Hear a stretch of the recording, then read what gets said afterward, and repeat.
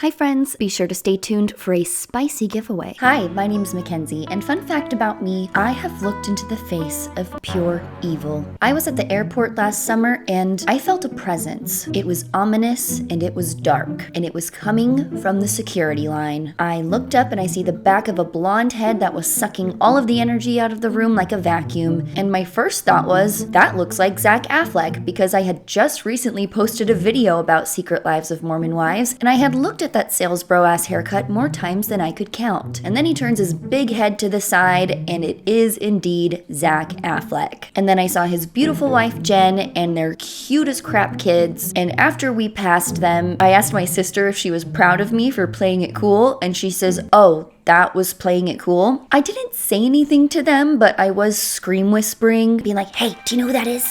Don't look. I think it's them. Yes, that's them." Yeah, so I think I did good. As we have just less than 2 months until the season 2 premiere of The Secret Lives of Mormon Wives, the cast is back in the headlines, including the infamous couple that everyone loves to hate, Jen and Zach. The skinny of it is that people like her, they don't like him, and they let her know that every time she posts something, including her new pregnancy announcement. Here's some comments. A friendly reminder that another baby does not fix abuse. Stay safe, ladies. Babies are not Band-Aids. And the crowd is confused. Crazy work romanticizing an abusive relationship. Imagine the heaviest, most exasperated sigh you've ever heard. A divorce announcement would have been so much cooler. I'm all for seeing people change, getting another chance, and simply trying. Nobody gets to decide what the right decision for you is except you. Oh wow, the person who went to jail for abusing her boyfriend is supporting the abusive husband. Shut up, Taylor, you suck. Speaking of things that suck, but this time in a good way, let's talk about the sponsor of today's video. I am partnering with Bellesa to give you guys free toys or gift cards for toys for every single person who signs up for my giveaway. Bellesa is empowering women to embrace and explore their sexuality through their products. And I freaking love these toys. This is called the Pebble. It is so cute and small and easy to hold in your hand. Waterproof and rechargeable. Every toy comes with its discreet case, so no one's gonna be asking questions. This one is called the Thump. You got suction, vibration, and the thumping. These are so smooth, super lightweight too. My favorite, the Air Vibe.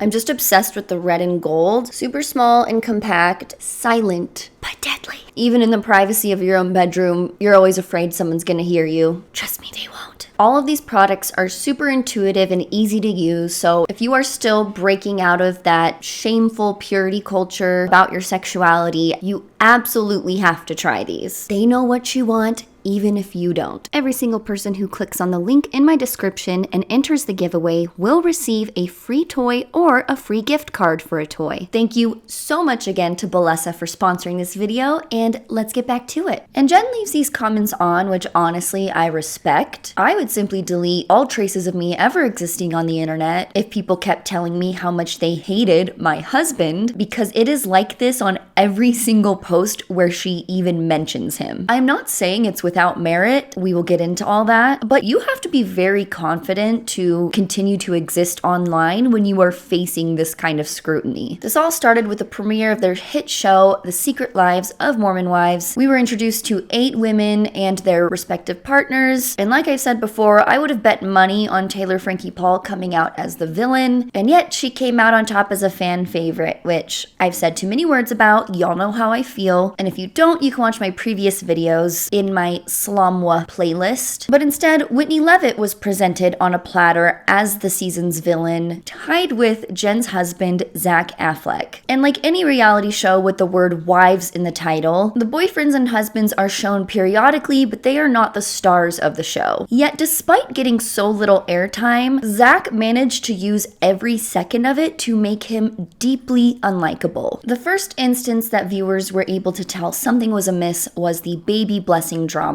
In Mormonism, a baby blessing is done by the father and other male family members when the child is still an infant, and it is what it sounds like. They are blessed by God to have a good life and be a good person. I don't remember mine, sorry. I was like less than a month old. And no, the mother cannot participate in this, but if you've been following me for a while, you know that is just a drop in the pond of the ocean of sexism within the church. It's It's messed up, but it is what it is. So Jen and Zach decide to have their baby blessing at his family's home, and originally Jen invited all of her friends, but then she uninvited 4 of them due to their quote-unquote devoutness to the church. Just to be clear, you do not need to be Mormon to attend a baby blessing or any church service for that matter. But of course, if you're going to have the event at your house and it's your child, then yeah, invite whoever you want. But her inviting her friends already knowing they weren't all active in the church and not having a problem with it, and then uninviting them, something isn't quite right here, and that something is Zach. Essentially, Zach was upset because Jessie and her husband brought a flask of alcohol to his parents' house the last time they all hung out and they were taking shots in the hot tub. It did seem a little out of place to me because no one else is drinking, but a quick solution to that would have been to talk to them about it. I do not think Jessie would have brought alcohol to a baby blessing, nor do I think that Zach thinks that. I think he was doing it to punish his wife for 1, being on the show, and 2, for having friends that he does not approve of. And this is the first glimpse we get into how controlling and narcissistic Zach is. And while it may seem like a small thing to uninvite a few people, he knew what he was doing. And Jen let her friends know that this was Zach's decision, not hers. Not that I don't feel close to Jessie and Demi and Layla and Taylor,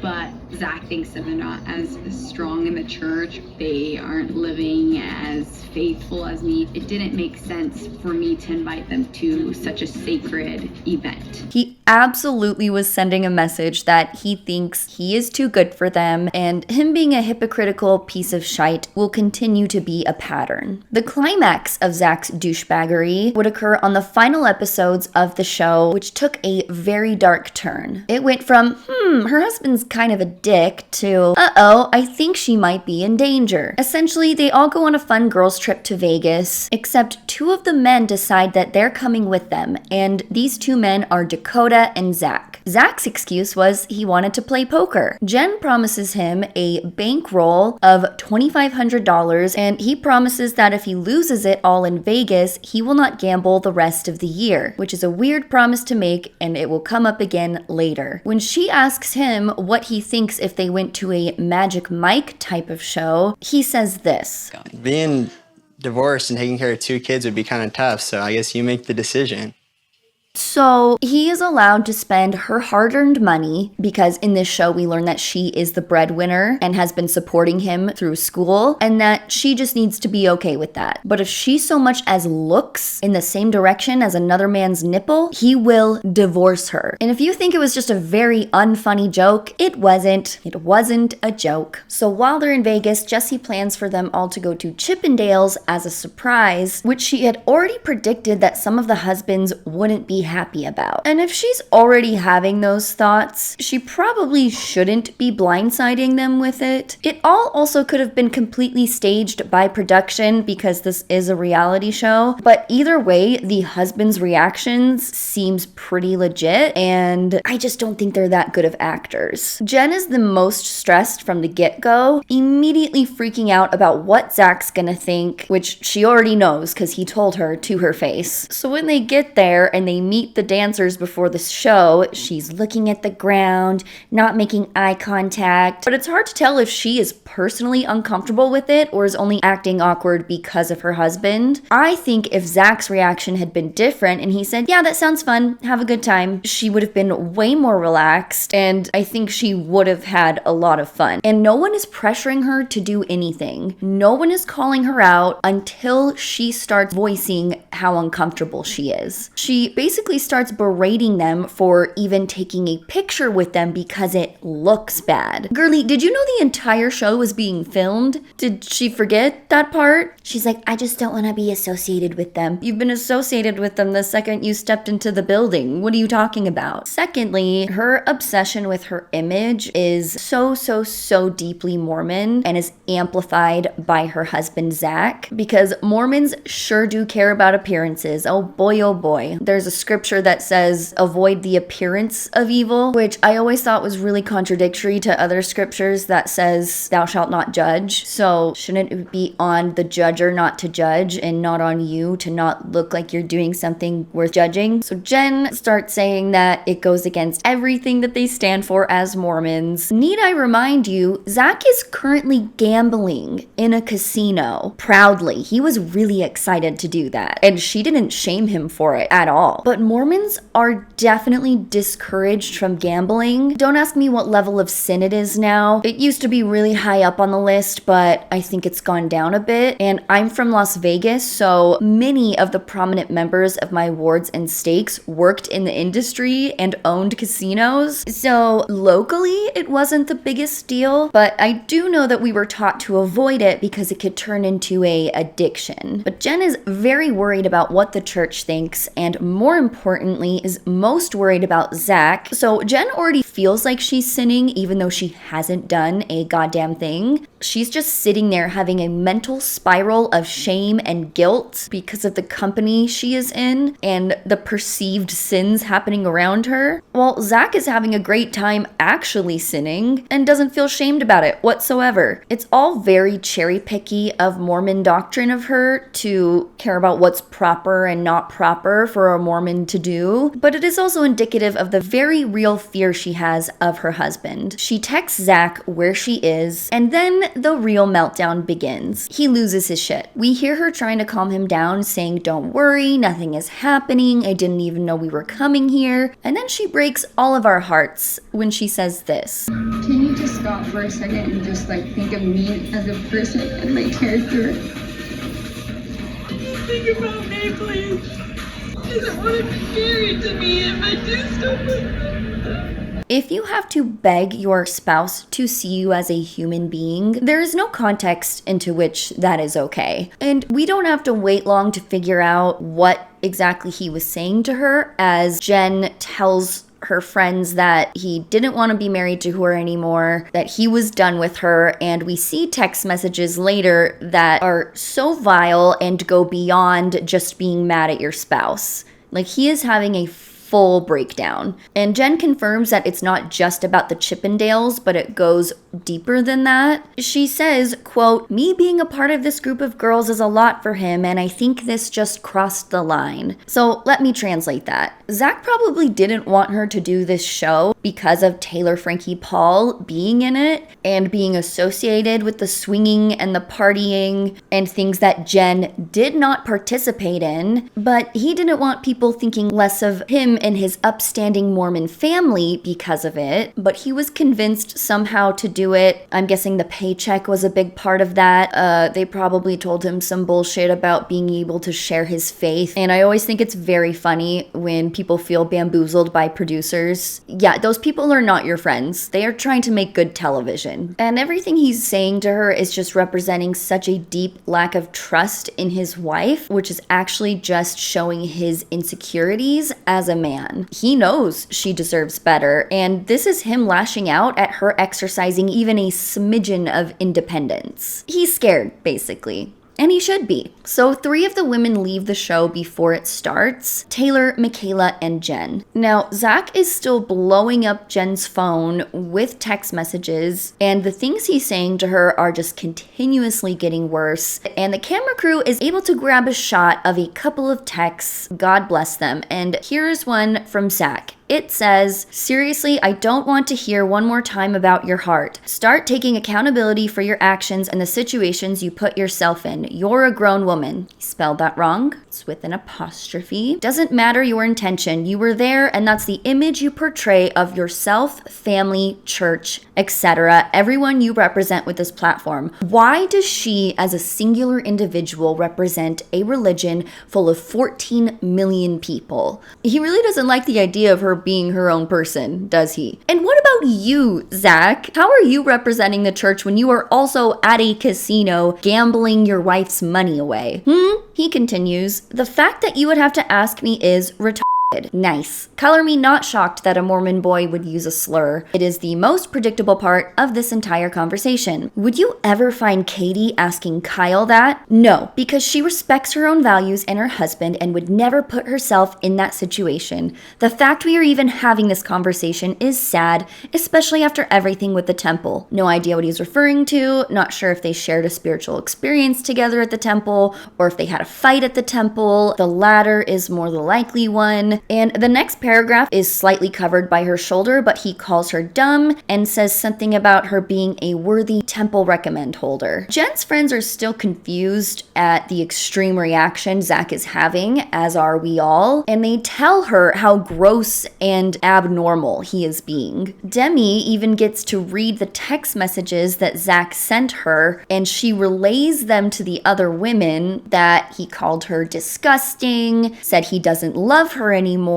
and he threatened to take the kids in the divorce. What was her crime again? Being within 20 feet of a shirtless man. Meanwhile, he was dropping thousands of dollars with no regards to her feelings about that. So the women are rightly horrified at how Zach is treating her, as they knew he was a little controlling, but they didn't know it was this bad. My favorite line is, he sucks the life out of her, she is a ray of sunshine, and he dims it. And I've never heard a more accurate description of them. Demi also let slip a story about when Zach's parents gave him money for medical school, and instead he blew it all on gambling. Like, this is an actual problem he has, but he gets to question where his wife's values and morals are. Insane. So Jen left in the middle of the night to go talk to Zach in person, and then she disappears the entirety of the next day as well. And when she comes back that night, her mood has done a 180. She is all sunshine and roses, like none of it happened. He apologized, they had a good talk, and it was so needed. Codependent relationships like this are like a drug.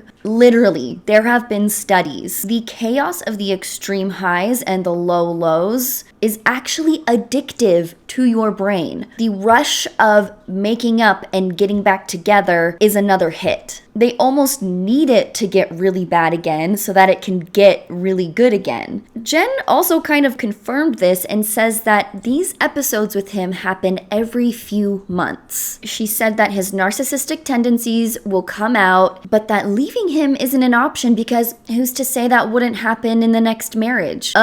I'm to say, not everyone is a narcissist. In fact, only 2% of people are, so there is a 98% chance of this not happening in the next relationship. She also says she's never met anyone who loves her as much as Zach does, even though her friends quickly point out that she married him when she was 20. How many other men were there? Like 1 or 2 tops, and they were all teenagers at the time. And yeah, needless to say, this is not what love looks like. Even if he does love her to the best of his capabilities, this is not healthy love. I think he loves what she can give him. I think he loves the way she looks and her wallet and giving him children. But anytime she does something for herself, he says he doesn't love her anymore. That's not love. That's possession. But it's all she's ever known, and she literally doesn't know any different. And when her friends tell her that this must be something she's used to because she got over it so quickly, she agrees with them. Jen admits that when they were first married, their dynamic was very different. She was more submissive and less outspoken, but when she started making more money and having more opinions, he started treating her differently. It is all really heartbreaking and sad to see, but this conversation that the group has with her is the most important one of the entire season to me. They give her the hard facts that people like him do not change statistically, and they know this for a fact because multiple of them have been in her situation before and know exactly what she is feeling. But she's staying with him because she thinks he can change. And I think she's going to spend a lot of time and money on therapists learning the hard way that he won't. And even when that time does come and she realizes that he's never going to change, it's the sunk cost fallacy, which is, well, we built this life together and we have kids together, so we might as well stick it out till the end. But she's not stuck. She has complete autonomy, and it's just all such a mind fuck, especially growing up Mormon. Just like many other religions, Mormonism highly discourages divorce under any circumstances. You're taught that if you divorce, that you are a failure. You didn't try hard enough. You gave up. So when the cast comes back from Vegas and we check back in with Jen and Zach, we learn that, surprise, surprise, one conversation did not fix their entire relationship, and they continued to fight after she got home. She also says that Zach got into medical school in New York, but she tells him that she doesn't want to leave Utah yet and thinks they need a year off because avoiding their issues is not the answer. Good for her. I'm glad she's standing up for herself.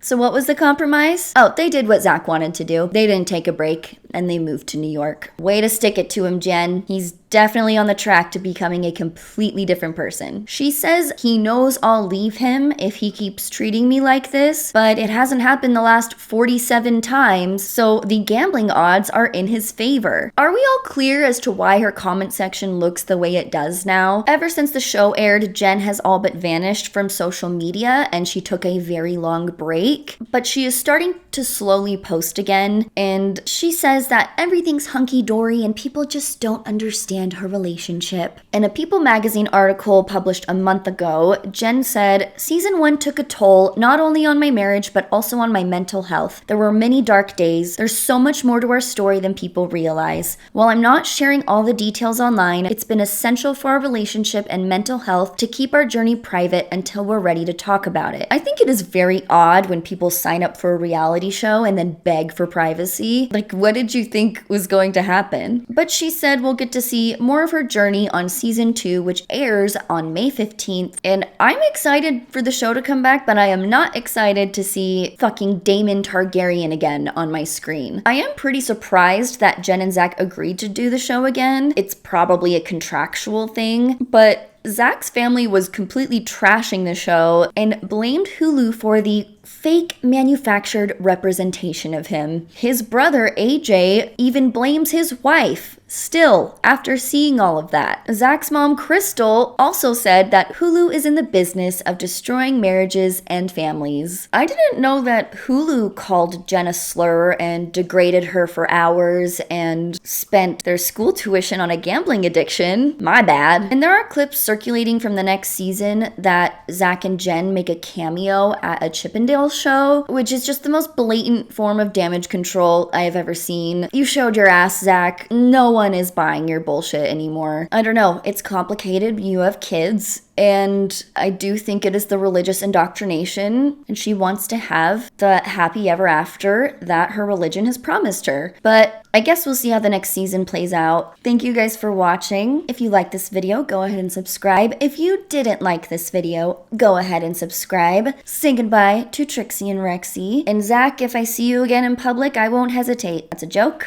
I will hesitate, but I will talk to you guys later. Bye.